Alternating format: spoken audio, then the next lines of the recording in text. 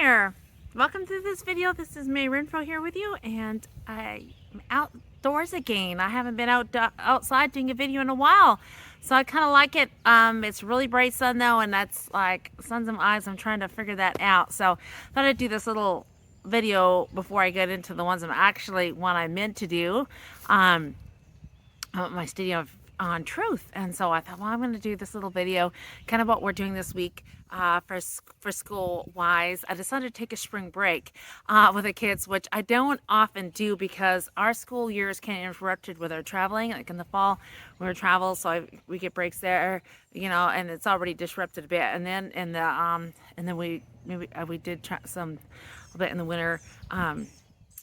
We went over to see some friends in Tennessee too, and so then we here and there, it seems like our weeks are never a big full week anyway. So then I'm like, no, let's just push it to the end, and we try to finish up early for the summer, and then have this big long break actually in the summer. But I just have a lot going on this week myself, and I was like, I need a spring break, and so then because I really have to help the kids with all their school, so they're on a break too. Of course, they're really excited.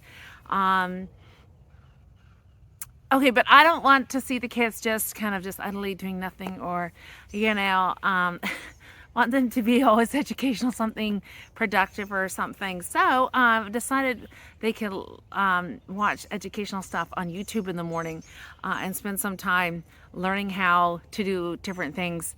And so that's really neat. And so it's nothing maybe practical that they can do for themselves. This is like in a factory. So how cheese is made, like huge scale in a factory, how chips are made, how chocolate bars are made, how ice cream is made. So by school, so it's not like, okay, they can go in the kitchen now and make them some chocolate, or no, not like that. But it's still really interesting. It's really the things that how crayons are made. Well, it was a really neat one. That one was really neat. Today they watched how the Bean Boozled game is made, and the flavors. You know how that's just disgusting flavors in that Bean Boozled game. If you've heard of it, just ugh.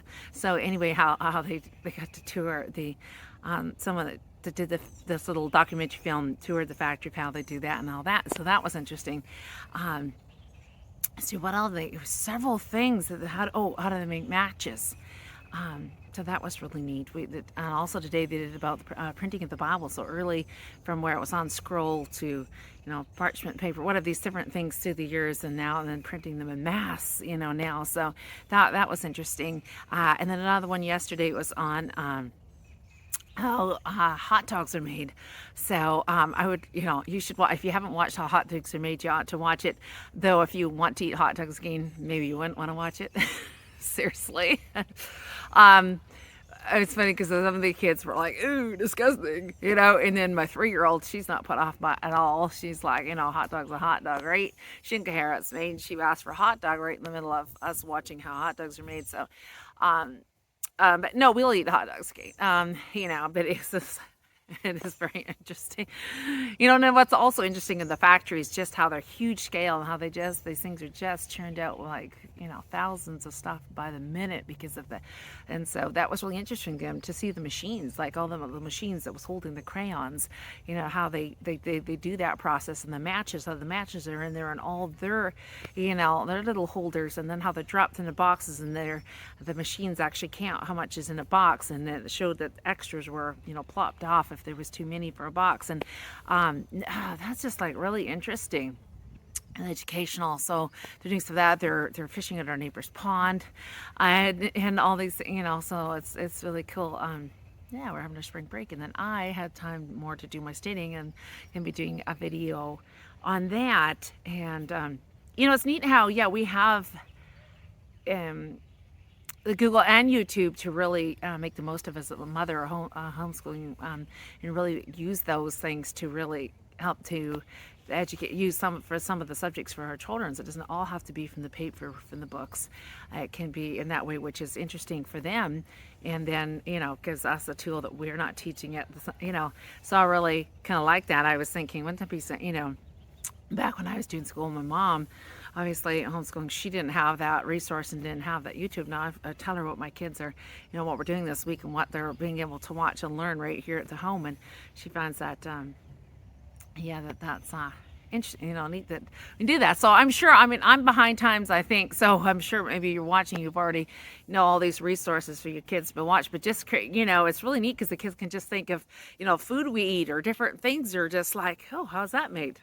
We can watch that, from a variety of different foods, or it be toys or whatnot. So I know yet this week they're going to come up with some really interesting, let's see how this is made. And it's neat. It's not that they're learning how to make the thing themselves. No, because this is in the factory. It's just mass coming out by the minute, that is just really interesting. So it's kind of neat that we have that tool. And yeah, that's so, no spring break, kind of slacking off on the paper school, but we're still learning. In fact, I do science and social studies pretty much that's that way. They're just learning it from nature right now, and from that we do have some books, but not like the curriculum laid out, answer weed, answer question, all this. It's not in that form, but they just from reading, and then we can find a lot on YouTube to help out in that way. So. If you haven't been doing that, so you might like that. Really eases off. I mean, boy, back when I was first homeschooling and all the subjects, and I wondered how other mothers, I mean, how did you get done like all these 5 or 6 subjects every day? Someone was telling me, oh, they do science and social studies 2 or 3 days a week. I'm like, okay, so that's cool. That's better that way. But then I'm like, but we have these workbooks that if you don't do them 5 days a week, you're not going to get done with this workbook at the end of, 12, we had with Christian education, 12 light units, and there's a 10. See, AC has 12. I don't know, we're on AC now. But anyway, all of these, and I'm just like, well, if you only did them 2 or 3 days a week, sounds great, but how do you get at the end of the year, you're not, you're still way behind in a social studies and science. So I don't know, maybe they didn't worry and they just picked up either the next year or just started the next grade next year. I don't know. So I'm more relaxed that week too. I'm just like, it doesn't, we just go to where we feel like, kind of petering at the end of the other books, and then we quit and then pick that up again next year. And yeah, I don't have all these subjects because we don't do them all. We just learn in different ways. So, and in eat what we have in creative, and I would encourage you to do that too. Make your load easier.